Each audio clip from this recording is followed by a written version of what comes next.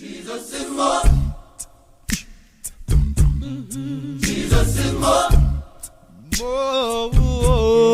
Jesus is more. Jesus is more. Ooh, yeah. Jesus is more than wonderful. And he's more. Greetings and salutations to my church family, to my Facebook family and friends, and to my YouTube family and friends. Welcome to another edition of Moments with the Master. Moments with the Master was designed with you in mind, to come to you each and every Monday to begin your week, and each and every Friday to end your week. We need to take time out of our busy schedules, our legitimately busy schedules, to take time to spend a moment with the Master. Jesus is the living Word. That's right, Jesus is the living Word. And in order to listen to the living Word, we need to take the time to look at the written Word, learn from the written Word, lean on the written Word, and live by the written Word. Beloved, this morning, I want to take a word from the Word and share with you a word about change. I'm not just talking about change generically. I'm talking about personal change. I'm talking about significant change in our personal lives. Beloved, in a real sense, change requires us to make choices, to make good choices. In order to change, you first must make good quality choices. And in those quality choices, change requires us to intentionally change. You just don't flip up one day and change. You have to intentionally want to change. Change, real change, significant change, lasting change is always intentional. It's always intentional. Let me ask you a question, beloved. Have you ever had the desire, or do you have the desire to be happier, to be healthier, to be wiser? Have you ever had, within the confines of your heart, have you ever dreamed of being wiser, being less in debt today than you were yesterday? Have you ever had the desire to be all that God desires for you to be, all God has designed for you to be? Well, if that's your desire, if that's your dream, I'm here today to tell you that it takes more than desire to change. It takes more than a dream to change. It takes more than determination to change. In a real sense, I discovered, studying the Word of God, that real change requires four delightful dimensions in order to make lasting change, to make personal change, to make significant change. You need four definite dimensions added to your life. First of all, you must be willing to face the truth. You have to be willing to come eyeball to eyeball with the truth. You have to face the truth. Let me hear you say it. I must face the truth. You and I, in order to change, the first significant thing we need to do is face the truth. Face the truth. And then once we face the truth, we need to know the truth. We need to know that what we believe in is true. And not only do we need to know the truth, we need to learn from the truth. And then last but not least, we must be willing to respond favorably to the truth. Favorably to the truth. Those four dimensions will bring into our lives personal change, and significant change. It's all about the truth. You will never change. You will never change. You will never experience personal change. You'll never experience significant change until you're willing to face the truth, learn the truth, and then respond favorably to the truth, favorably to the truth. So what do we have to do?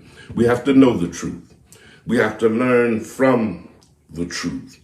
Then we must respond favorably to the truth. Act on that which is true. That which is true. Beloved, have you ever found yourself in over your head financially? I just want to use this for an example. All of us are overextended at some point, especially in this epidemic that's gone pandemic. Have you ever had the desire to be in less debt? Do you know why you're in debt? Well, the real reason that we find ourselves in over our heads oftentimes is because we believe a lie. That's right. That's right. Every problem that you face is a result of you believing the lie and failing to embrace the truth. That's right. You know, we believe lies like, I can spend this and not miss it. Or we believe the big lie that if I spend it, I can always get it back before my bills are due. We believe the lie. We believe the lie. Or we can spend this and I won't miss it. I won't miss it. I won't miss it. I'll make it up next month. I'll make it up a couple months from now. I'll pinch from here and take care of it. Beloved, whenever we believe a lie and fail to embrace the truth, then we find ourselves in significant situations that are not in our best interest, not in our best interest. So we must, in order to make the change that is needed in our lives, we got to stop believing the lie that I need something bigger or I need something better. We've got to stop believing the big lie and embrace the truth. I may desire something bigger. I may want something better, but I can't afford something bigger. I can't afford something better. We need to embrace the truth. We need to embrace the truth. We need to face the truth. We need to learn from the truth. We need to know the truth, and we need to respond favorably to that which is true. What are you telling yourself? What do you believe about your relationships? What do you believe about your finances? What do you believe about your relationship with God? What do you believe about yourself? The question is not what you believe, but is what you believe true? Is it true? Is it based on truth?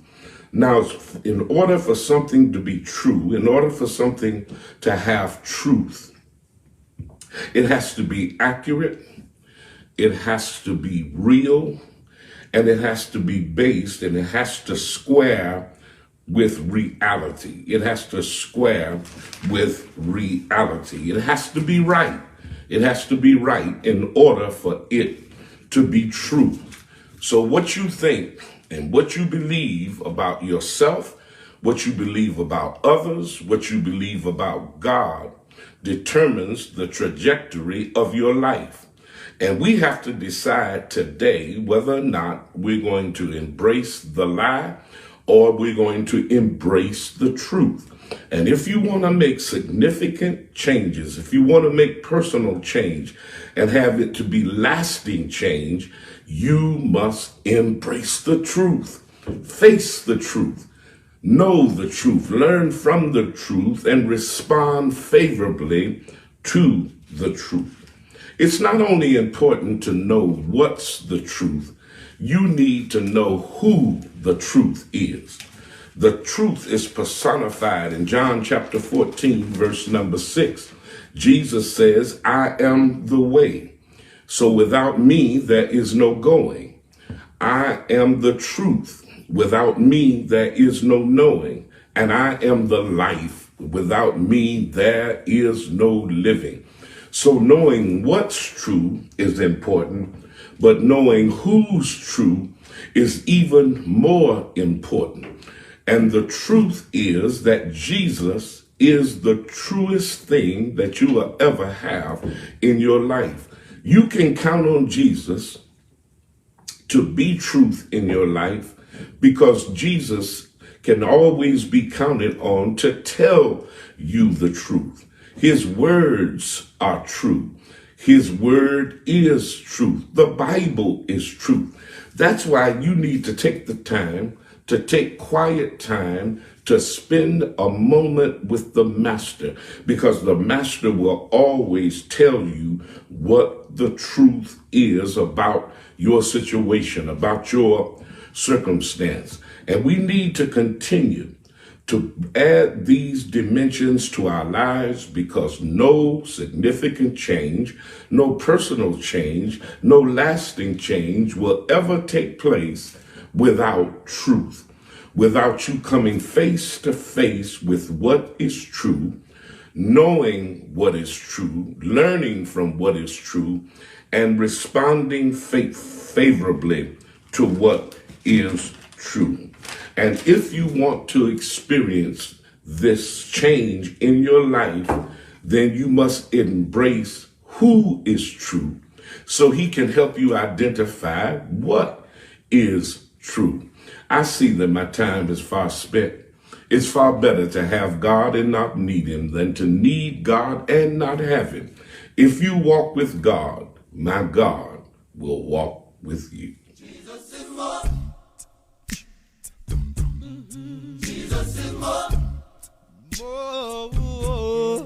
Jesus is more. Jesus is more. Ooh, yeah. Jesus is more than wonderful. Whoa, and he's more beautiful. That's why we're more than conquerors. More than conquerors. Jesus Christ.